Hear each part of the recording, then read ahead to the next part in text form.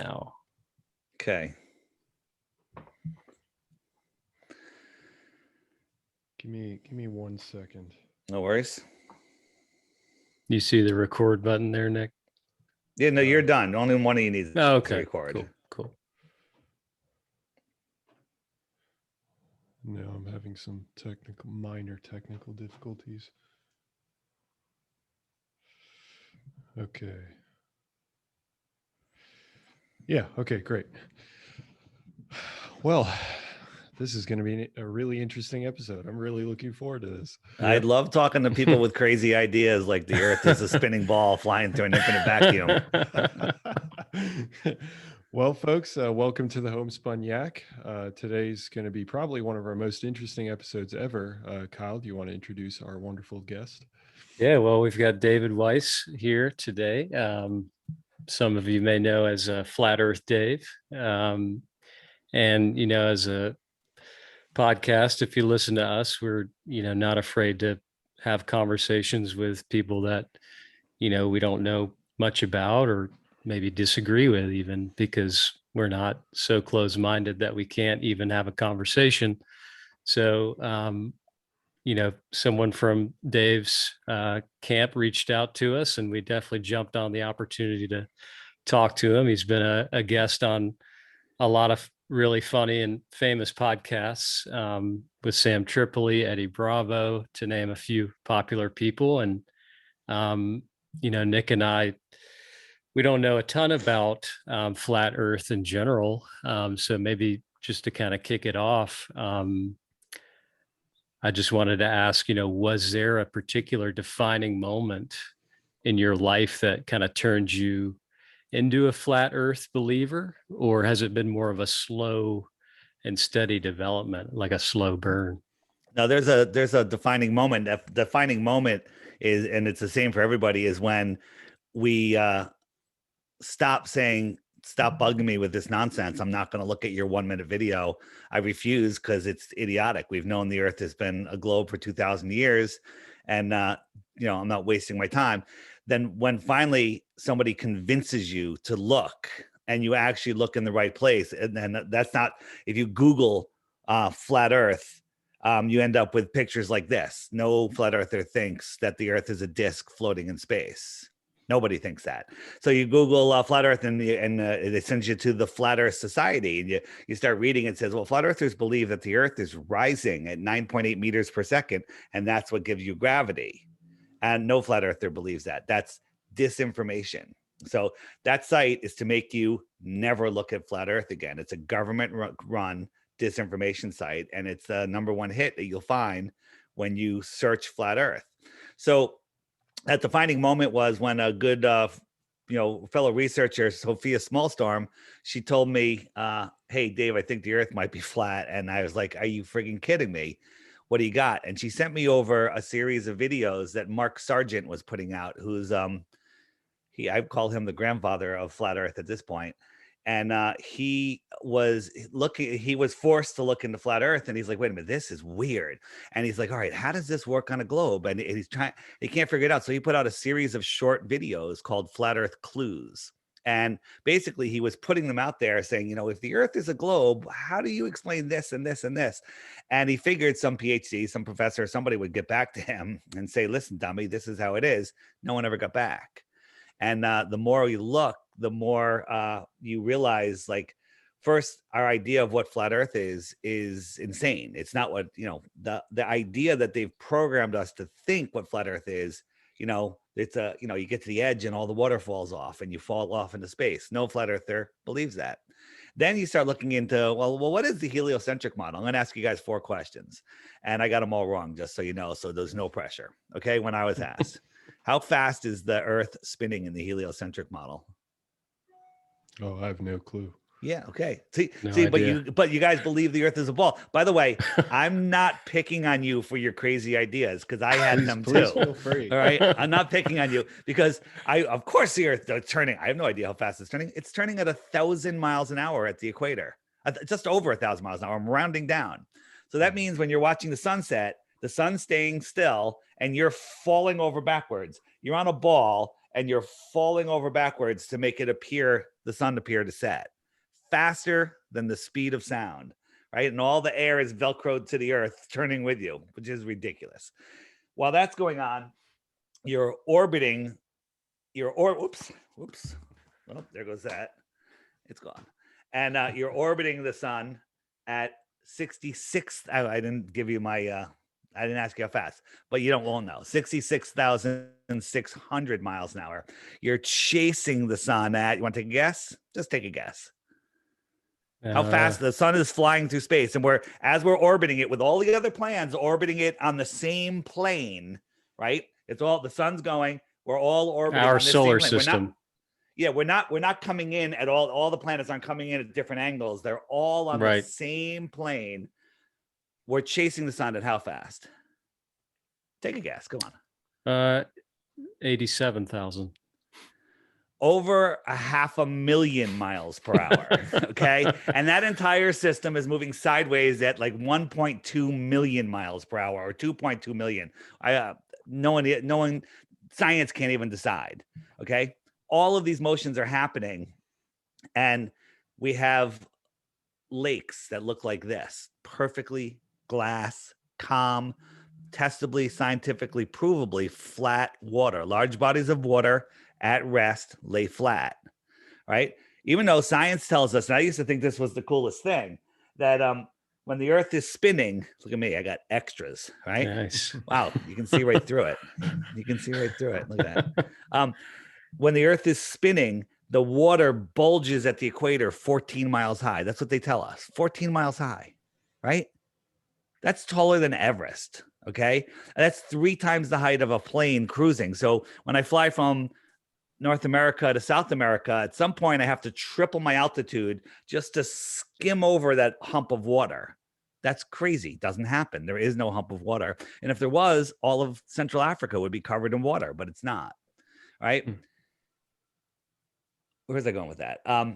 So what is the flat earth then? Right. Oh, wait. So, all of that spinning, we don't feel any of it. And the thing we've been programmed to say is it's too big to feel it. You don't feel it when you're in an airplane. You can drink a glass of water in an airplane. And I say, when you're in an airplane and you're cruising and you're even sleeping and you're 45 minutes from your airport and the pilot decides to just start descending slowly, you wake up right away just because you're low. I'm descending. Right? You wake up because you notice that change. So I say, if you want to really analyze it to the earth, double the speed of the plane and remove the outer shell and nose down a mile every minute, a mile every minute, or even less, even more. Right? I think you'd notice that. And I don't think you'd do too well with your glass of water.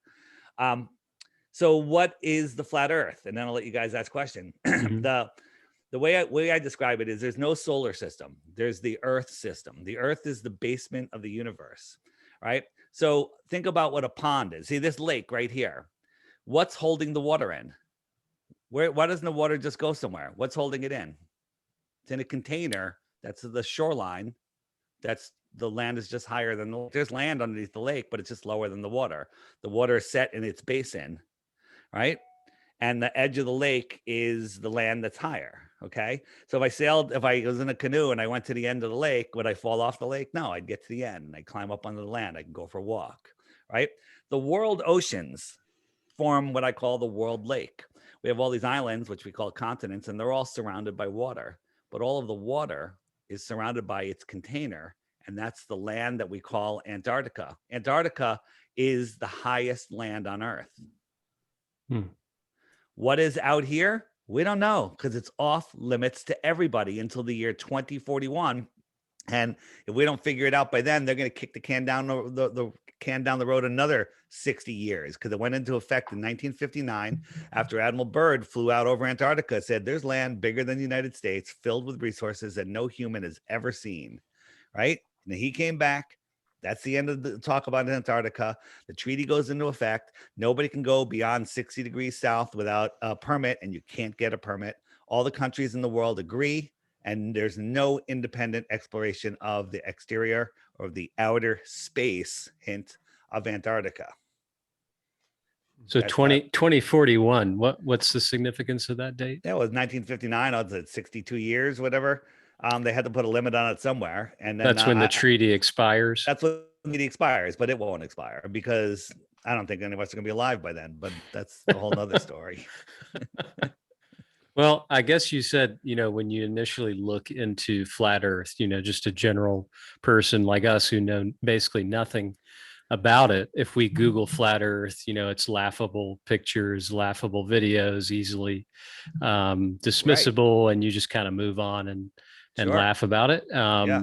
And you said that was designed intentionally by the government. And my question is, what would the reasons be that the government would be trying to What difference does it make? hide? Why the shape of the Earth? What difference does the shape of the Earth make? Shape of the Earth makes absolutely no difference in our life. What matters is the lie. So it's limiting human consciousness.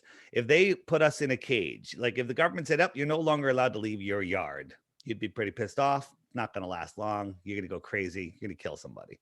Okay. If they put a fence around your town, still be pissed off. If they put a fence around the United States of America, you'd still be pissed off, right? I don't care how big the fence is. Humans don't want a fence around them. So they put us on a ball, right? And they don't want us to know that maybe there's more land beyond Antarctica. This is where we live. And in this outer space out here, there's extra territory. Okay. Are these speculations? This is speculation because we're not allowed out there. Now, in reality, I'd say most flat earthers believe that this is it. This is the creation right here. We're inside this pond and there's nothing else beyond the dome. Okay. Again, we can't prove any of this because we're not allowed to go there, but that doesn't matter. We could speculate what's beyond here and we could speculate what's above here, but we can't prove it. We can show you some experiments and some things that will definitely point towards what we're saying. And we could also show you that the heliocentric model, everything they tell us about it, every single thing is absolutely scientifically provably impossible. Okay. So if the heliocentric model is impossible, flat Earth is probable. But what is it? We don't have a perfect map. The globe is way worse than our map. We don't know everything, but we know a lot.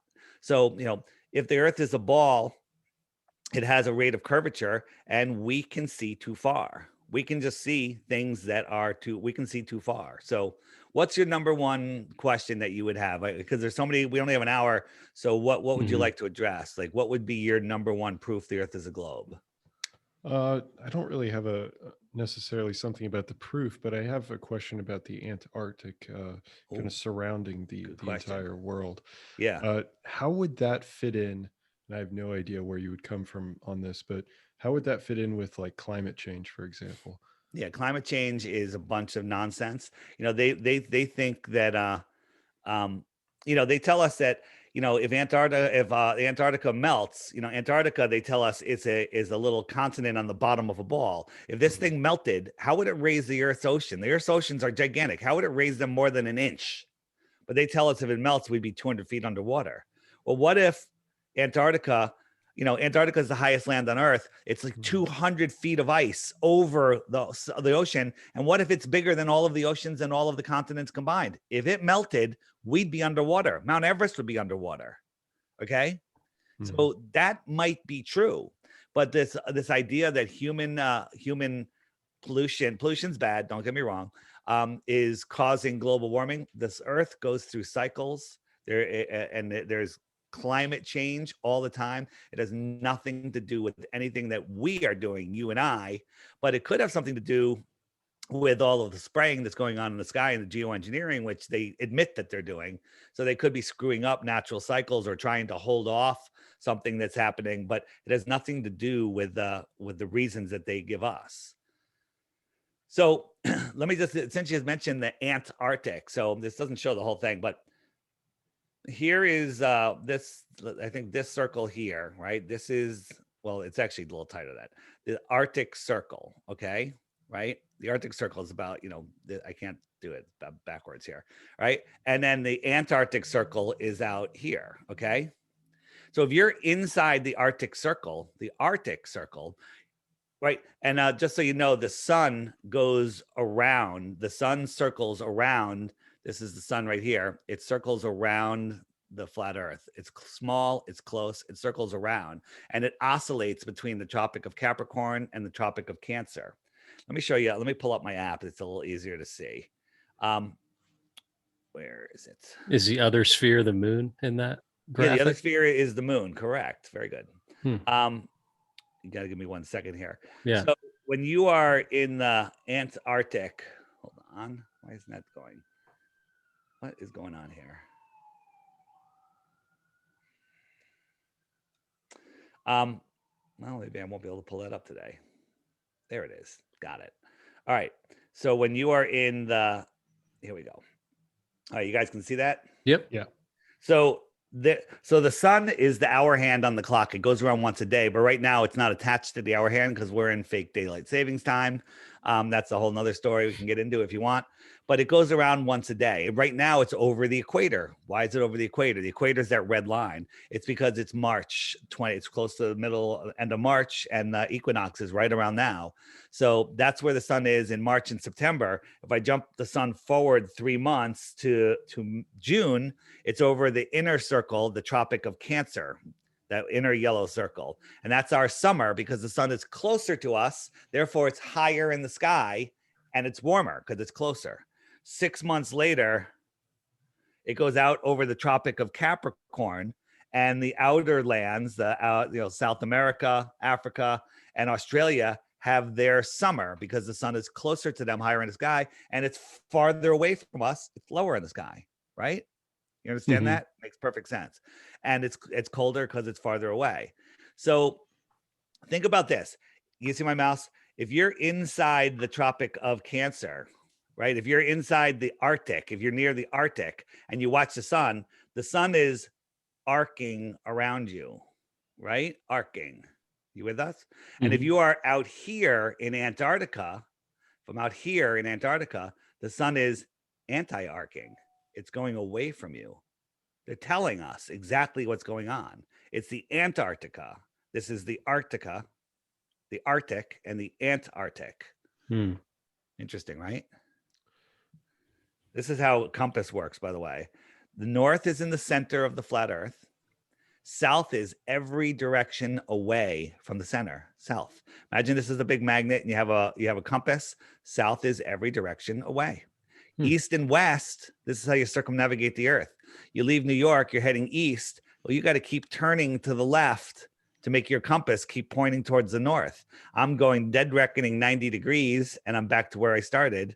I'm dead reckoning 270 degrees and at west, and I'm back to where I started. That's how you circumnavigate. And a glober will tell you that, no, you went around a ball. I'm like, no, you went around the lake with a magnetic center. Do you feel like these ideas are starting to rise in popularity by any chance? Dude, I did a massive Zoom call where everyone's supposed to bring their globy friends and family that haven't figured it out to do a question and answer. And we had about 50 people show up, and there was only 2 people that were globers, and they were questioning the globe.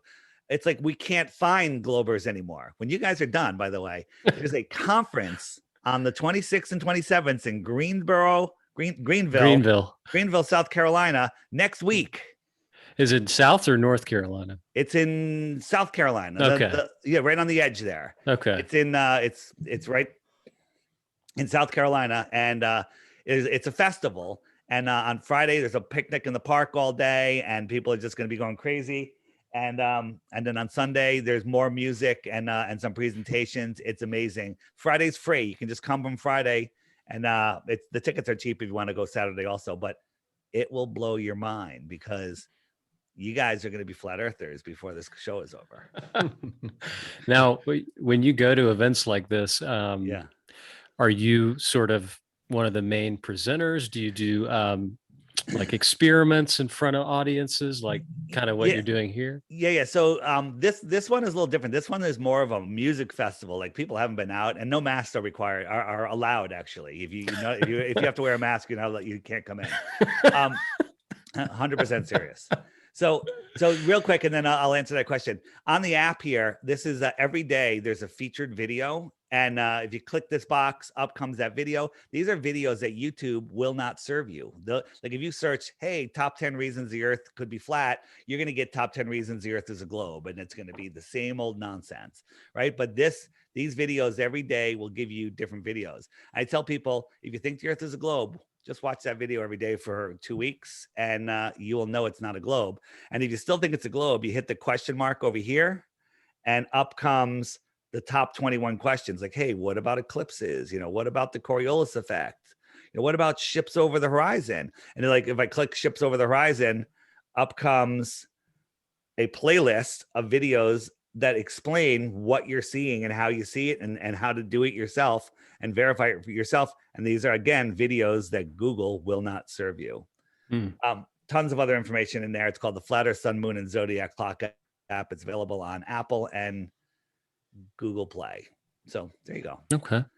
If you want to learn about flat Earth, that will save you, 500 hours of research on Google will give you maybe 2 hours worth of useful content. 500 hours on this will give you 500 hours of useful content. So, go ahead. You guys, question, I could show you more stuff. You tell me, like if someone said to you, prove the globe, why do you think you live on a globe? I'm not asking for the actual proof, the scientific, just like what observation, what story do you have that makes you think the earth is a globe?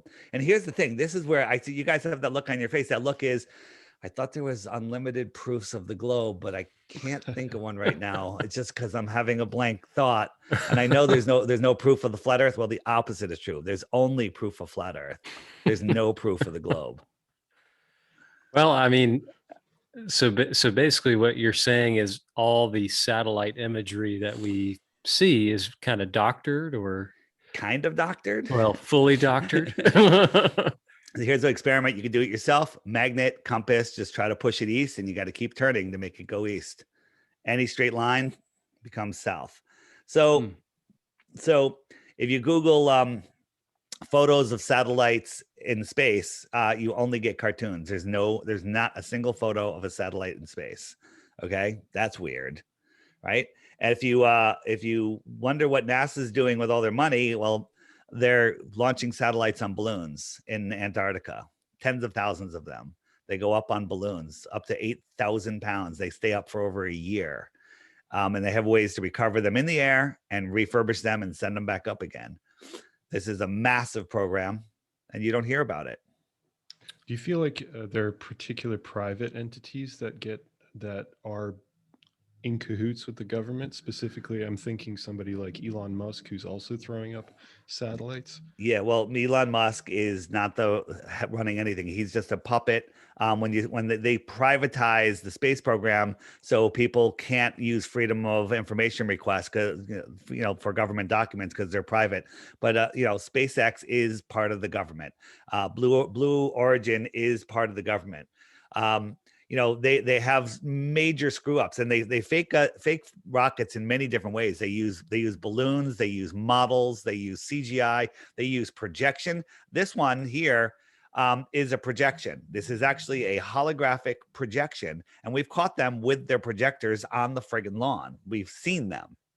And there was a problem with this one. All of a sudden, the top of the rocket, something went wrong with the projection, and the top of the rocket disappears. Ready? 1, 2, 3.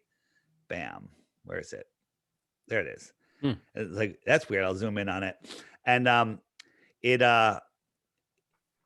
there's all sorts of problems. And then boom, this is taken offline, but we downloaded it already. We catch them lying all the time. We catch them faking anti-gravity on the International Space Station, using green screens, using augmented reality. We catch them doing all sorts of stuff all the time. So if I've seen a rocket get launched, then you would say that that's because of a hologram then? No, not necessarily. When people see a rocket, you were probably farther than 10 miles away, which is forever away. So you have no proof of what they launched. It could have been half the size. It could have been a quarter of the size. You don't know because you're too far away to give it any scale. And And that rocket, if you saw it in Florida or whatever, it went out over the Bermuda Triangle and it disappeared. And you were watching a cartoon within 30 seconds to a minute on TV because it's out of your sight. They do launch these things, and if you watch, they just curve up and they boom. All of a sudden, they stop making smoke, and you're like, oh, it's in space. Nope. It just ran out of fuel and it fell down to the earth, or they pulverized it in the air. Half the time they're balloons. They're literally balloons. They're helium balloons, like the space shuttle. The space shuttle, there was never, ever a person on a space shuttle. They launch these things and they're literally balloons. Look at this in the wind. This is 4 million pounds and it's blowing around like a bouncy house. Okay. Right. This is a blimp right here. Right. And when this thing empty weighs 40,000 pounds. Right. Does this look like 40,000 pounds of steel falling out of the sky?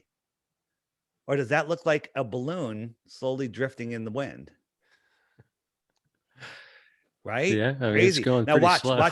this. There's a piece of paper. Some little waste is going to blow by. So this thing should be falling at 1,000 miles an hour, right? Look, see the piece of paper went by? Okay. This thing is floating in the sky. It's a balloon. It's filled with helium. Who is the largest owner of helium companies in the world and the largest consumer of helium? I'm going to guess the U.S. government. NASA. Oh. NASA. Good You're guess. close. Good guess. You're there. Yeah. So anything like if you started a helium company, somehow you got they allowed you to, and it got to any size that you would be bought out by NASA. So it's not a bad, maybe you can get a good price.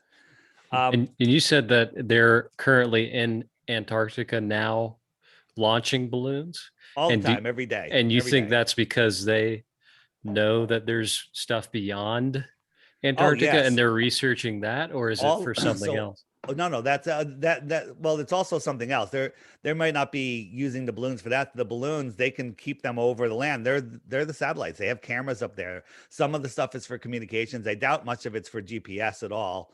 GPS is a ground-based system, but they launch these things, and because around Antarctica, this is the trade winds. Remember they show you this in school. This is never made it. Why does it go up and down like that? It's because when you lay it on a flat map, it makes perfect circles. Okay, this is a scrunched up, ridiculous. They took the flat Earth map and wrapped it around a ball. So these are these wind currents, and these things go around and they circle around the Earth, and they put them up, boom, so they're all over the place. And they can also get them into these inner currents, and then they could steer them by raising and lowering them remotely. And these balloons are the size of football stadiums. Yeah. Crazy, so right? when you zoom out of the flat Earth picture, is there an outer space, or do you think there's no space at all beyond what we can actually see? Well, we think that the above the Earth is water. We think that the space is more of a liquid. Here's a rocket that was shut off in Arizona by a bunch of amateurs. It was it was smaller. It was pretty small, but it went straight up. And they gave us NASA with 10 seconds into any of their clips. There's 7 cuts already. Edit, like a movie, different angles. They never show you one uninterrupted thing because they can't, because it's all fake. This thing went up 73 miles and it went kerplunk, like sounded like it went into water or something viscous, maybe plasma. And then it started floating very strangely. And then when it turned on its side, we could see the moon. Here's the moon right there, right? This is over Arizona. Okay. Well, we looked at where the moon was during that launch, and it was over New Zealand. Okay. So if the Earth was a basketball, that rocket was a fraction of a millimeter over the top of the basketball, and New Zealand's underneath the basketball. No way to see the moon if the Earth is a sphere.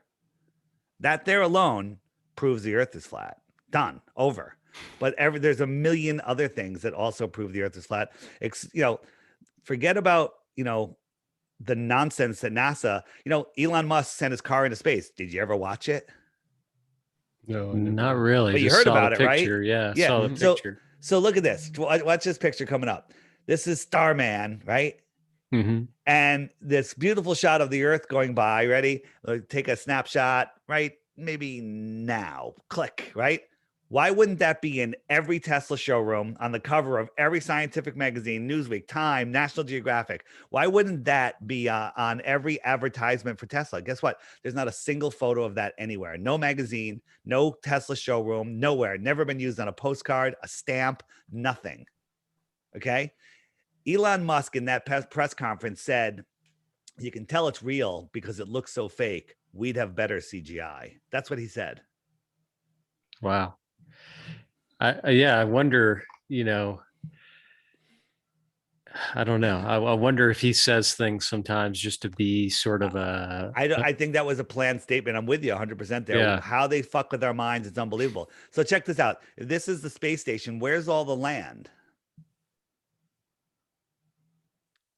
It's over the ocean at that point. That's I would good, guess. good assumption, right? But here's the thing. We did this with zero budget in our front yard. Right? That's how easy it is to fool us. When I first saw this, I fell for it.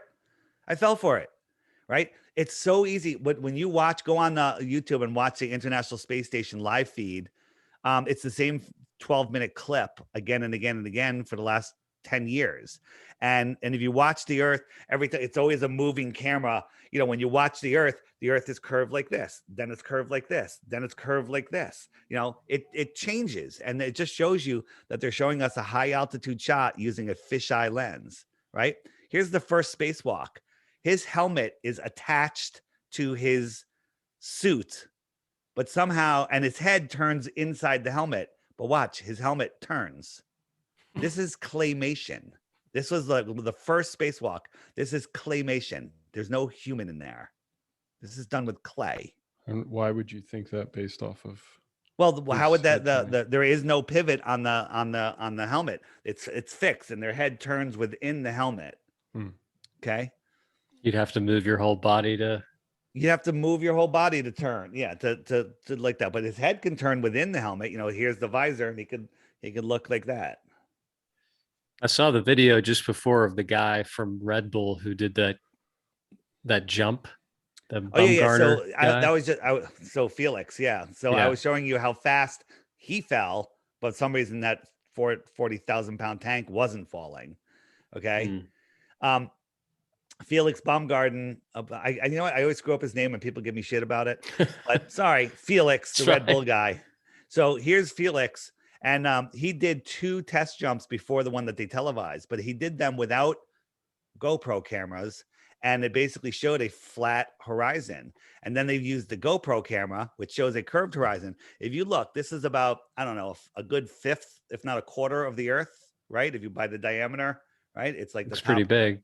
Yeah, it's all New Mexico. If you zoom in and look at all of these lakes and rivers, this is all New Mexico, planet New Mexico. And by the way, he went up for 3.5 hours. So the Earth is spinning at 1,000 miles an hour to the east. So he should have landed way out in the ocean, but he didn't. He landed east of where he took off. He went up, he outran the Earth, and then landed in front of where he took off.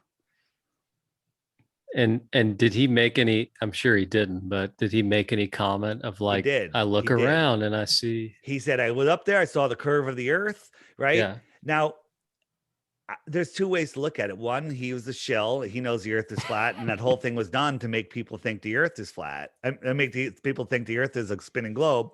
But the other thing is he could have been just a patsy where he's like, oh my God, you're going to be up so high. You're going to see the curve of the Earth. Well, look what he's wearing. He's wearing a friggin' helmet with rounded glass on it. He's going to see everything's curved. Okay. The outside shot of the Earth before this thing took off had the same curve as this is showing. Before he took off, it showed the same curve of the land, right? But when he opened the door, there was a camera behind his head that did not have a fisheye lens on it, and it showed a flat level horizon right outside at the camera's eye level, right? And then it showed the same shot was done before he took off, and the level of the land was at the same level, at 127,000 feet. The horizon is at the same level as when it was sitting on the ground. Crazy, right? Crazy. And is that the argument of, if you're in a plane, like commercial plane and you're looking out the window and you sort of see the horizon approaching. Is that in your estimation because the windows of the plane are rounded, or? Good, very good. You guys are smart, man. So the one thing is the windows do have a little bit of curve to them, but let's say you're close enough to the window where the curve isn't screwing you up.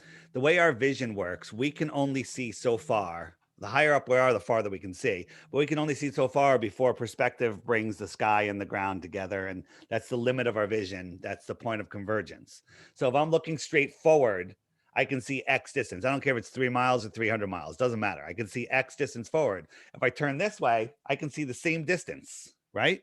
Mhm. Same distance in all directions. So if I'm standing right here, this is the limit of my vision. Okay. This is the limit of my vision. I'm seeing the same distance in all directions. So I flip that over. This is how I see the world. This is the limit of my vision. And if you put a line over it, a glober will say that's because the earth's curving away. No, that's because this line is farther away. This is the limit of my vision. My horizon surrounds me in a circle, and my programming tells me the earth is a ball. How do you, when you were going through your app earlier, I saw a button about gravity. How does that get reconciled in flat Earth? Yeah, so gravity, the earth is a giant battery system. The sun is the cathode of the battery and the moon is the anode. And the salt water carries the current and the land is the salt bridge, and it's literally an energetic system. We live in this energetic world. The earth has a measurable negative charge to it. Scientifically provable, testable negative charge. It's not a theory. It has a measurable negative charge to it. When you rise up from the earth, there's a positive charge. The dome above us has the positive charge. But as you rise up, there's voltage in the air, measurable, testable, free energy voltage. Tesla proved it, powered the world's fairs with it. 100 volts at 1 meter, 200 volts at 2 meters, and it goes up from there.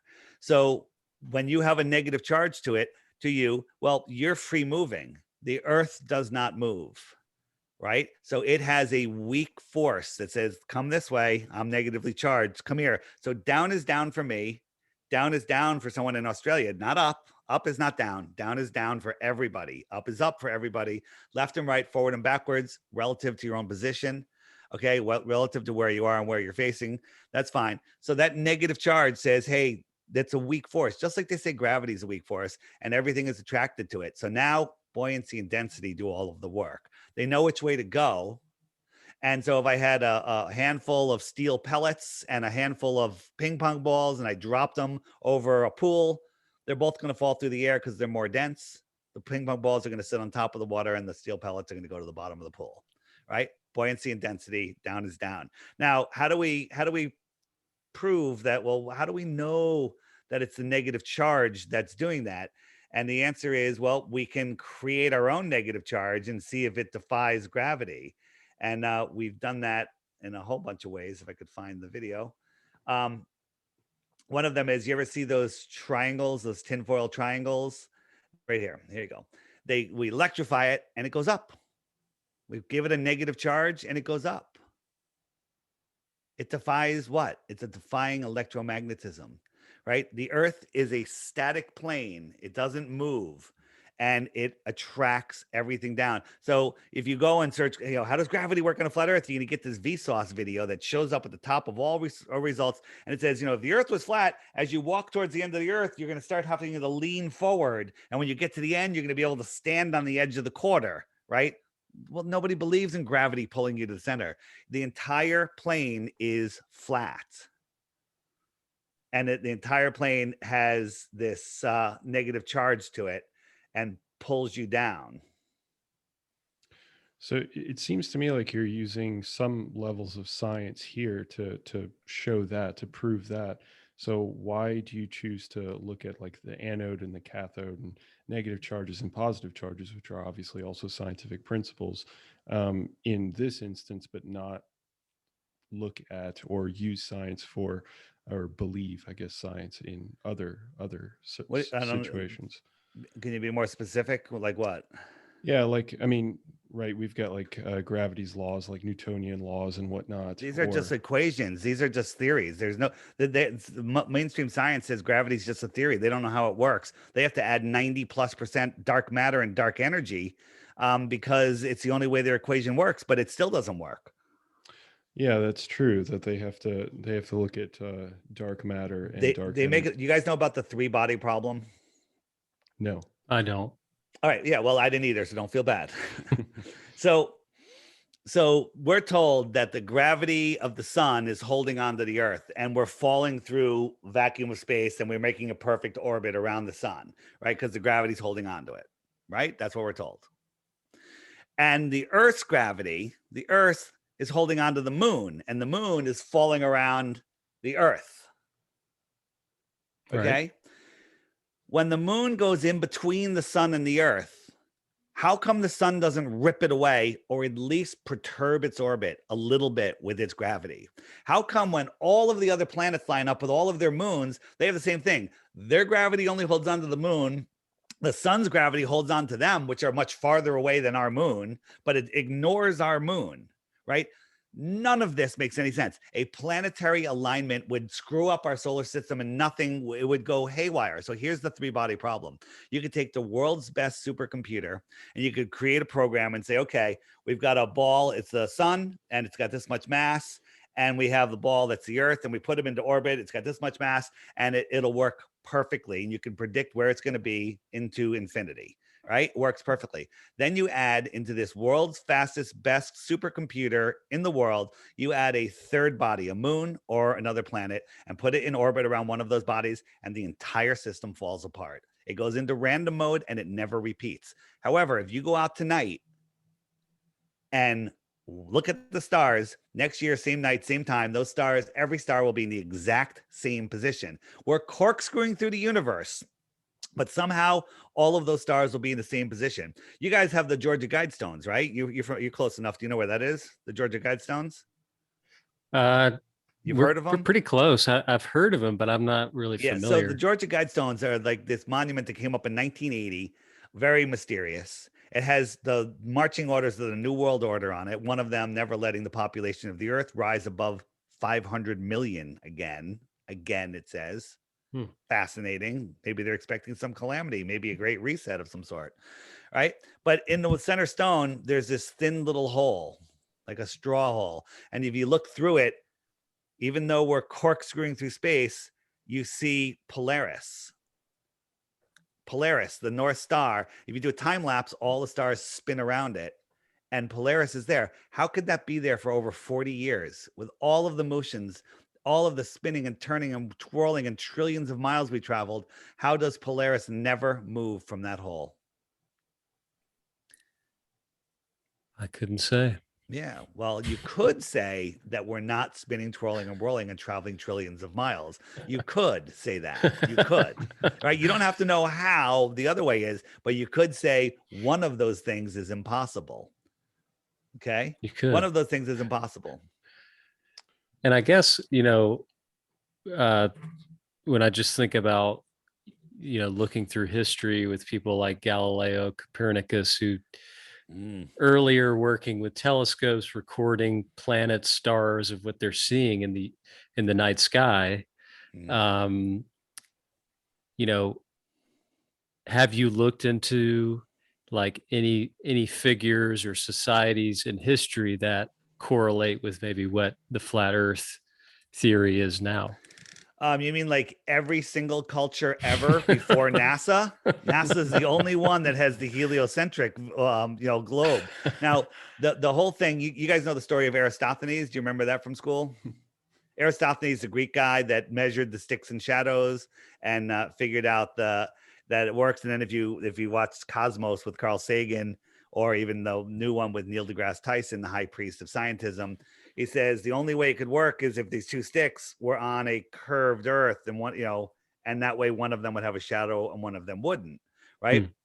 So the story of Aristophanes says that he knew that the sun rays were coming in straight, and because we have such a distant sun, how would he know that?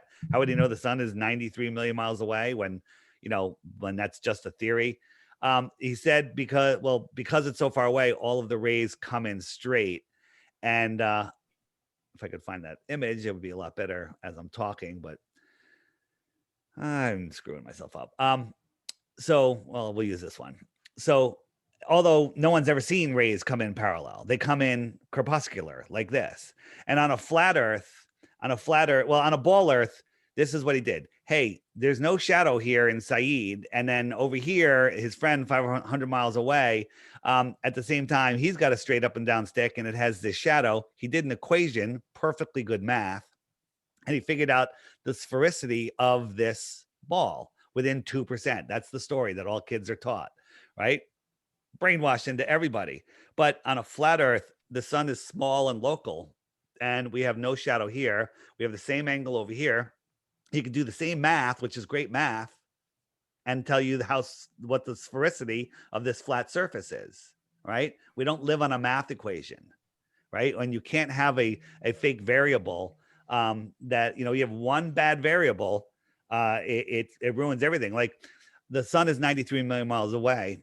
And the way they figured that out was one day Venus transited the sun and they had someone observe it from the East Coast and the West Coast, and it started and ended at different times. And since Venus is about the same size as Earth, they did some really good math and they figured out that the sun was 93 million miles away. The problem with that equation is they assumed Venus was the same size as Earth. I assume Venus is the size of a beach ball, and you can't prove either one of us right. Okay. So with the model you were showing earlier with the sun and the moon, so how do the other planets actually fit into that then? You're saying that it's the size of a beach ball? Good question. So, and what you asked, we were talking about satellites earlier, and then we'll get into planets. You were talking about the images of Earth.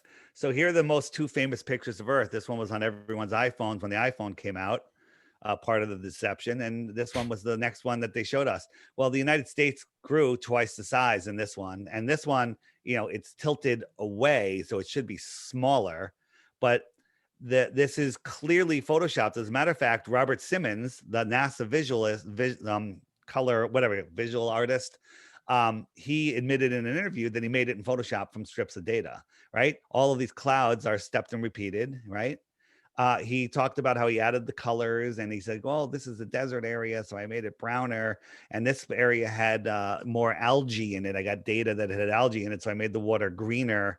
And literally, he made it in Photoshop. So if we look at the other picture, and we really, we can't verify anything NASA sends us, and people say, well, the focal length, this and that. Well, this is the full circle of the Earth, right? Here's something we can measure. We can drive across Baja and go across the bay, and we go across Mexico, the bay, and Baja, and we could say that's 934 miles. We could accurately know this as a fact. Okay, you can measure it again and again and again. You're going to come within a mile. Okay, well, they tell us, scientism tells us the Earth is 7,917 miles wide. I should fit 8.5 of these in between these two lines. 8.5 is pretty not even freaking close. Okay. So you have two choices. One, the Earth is tiny. NASA's lying to us, and all of this other land has to fit on the other side of this ball. Or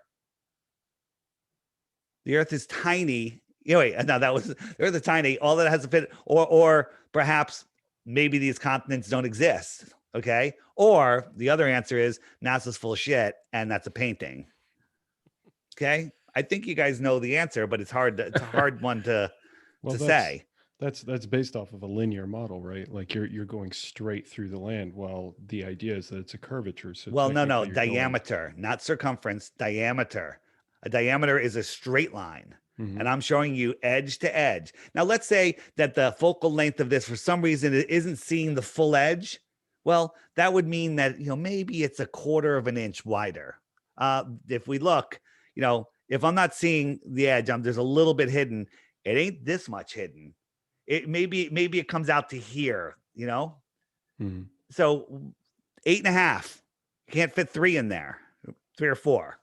Okay, we'll round up. Let's pretend we could fit 4 of those segments in there. That's half. Okay, this proves beyond a shadow of a doubt NASA is lying. Right? Look.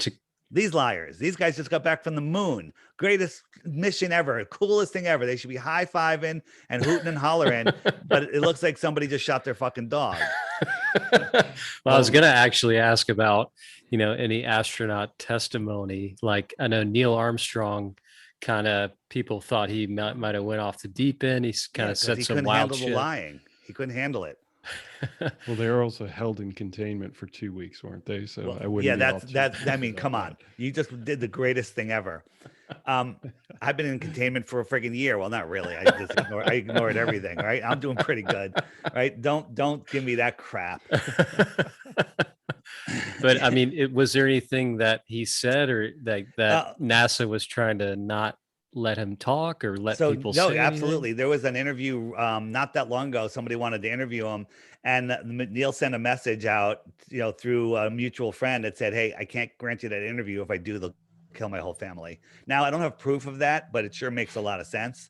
And there was a Polish astronaut just last year that was having a bad day. He was on an interview, and he said in the interview, "I could assure you, no one's ever been to space." He said it twice too. He fessed up, and guess what? Nobody's seen him since that interview, or maybe they have. I haven't. Right. But it's fascinating what's going on. Look what happened to the Tanzania president. Right, he's gone. You know what's up with him? He's the guy that tested motor oil, a pawpaw fruit, a goat. He sent it in for COVID tests, and some of them came back positive. And he said no masks, no vaccines, no nothing, or not closing down our country. He died. Okay. Wow. Yeah, he died. He died. Yeah.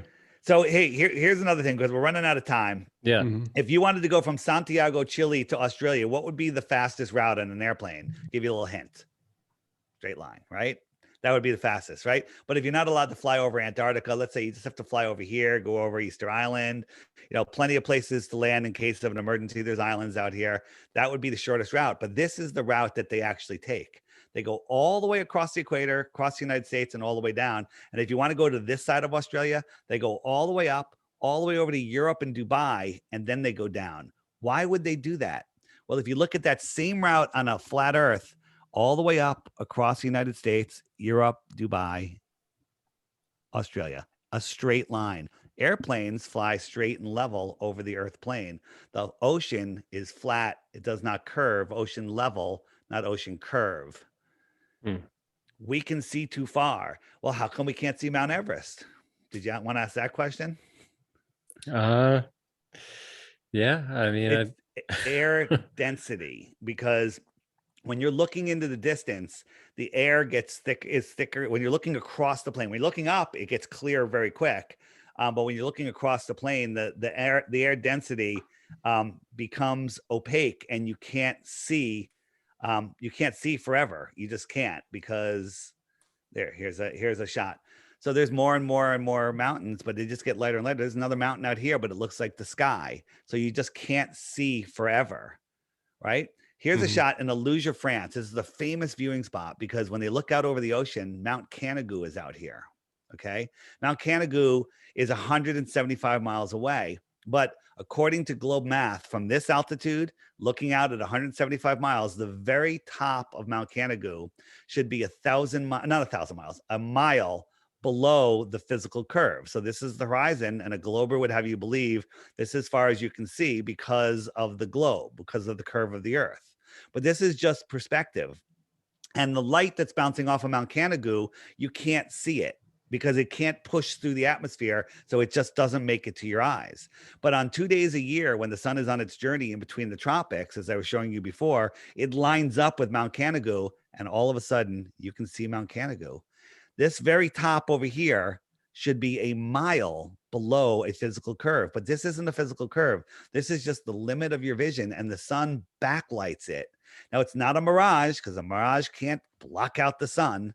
Okay. This is the actual mountain.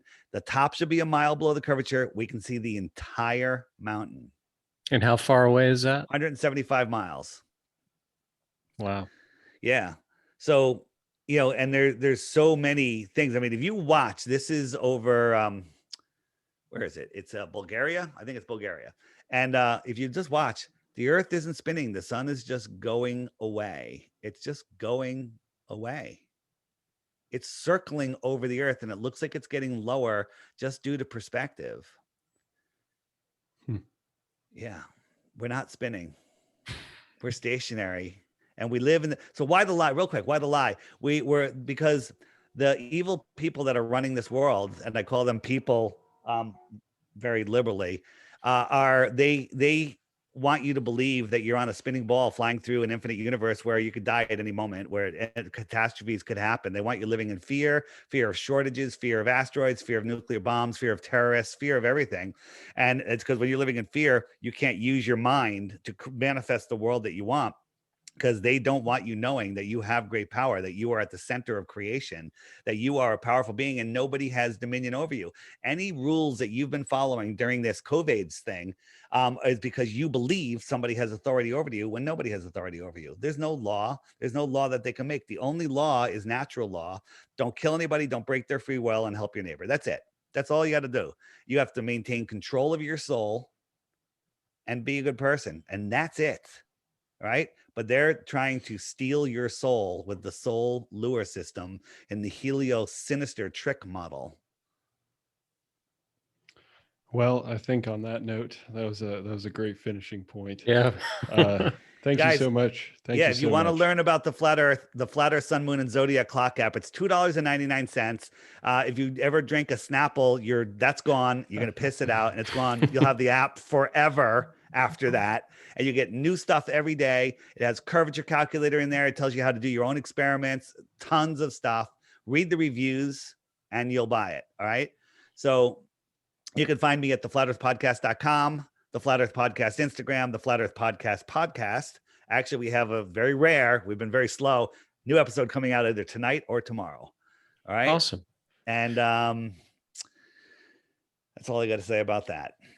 Okay. Well, thank you so much for hopping on and giving us your perspective, and something Kyle and I will definitely be discussing and thinking over in the Yeah. future. Right. Yeah. And watch out for the trolls that follow me to everything. They're going to be like, this is bullshit, blah, blah, blah. But they won't offer a single proof. But their channels are awesome. I call their channels the complete comprehensive globe proof channels, because of the ones that are commenting relentlessly, go to their channels. They have all the globe proofs on it. But by that, I mean 0 subs, 0 content, nothing. They're just troll bot channels. So keep an eye out for that, and send me the link to this when it's up, and I'll put it in the app.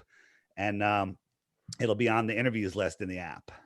Sounds Awesome. good. Will do. Thanks so much. All right, guys, enjoy and drink some water. You absorbed a lot of information tonight. Yeah, exactly. Well, Thank you have a very good one. much. All right. Bye. Wait, see ya. Bye-bye. See ya.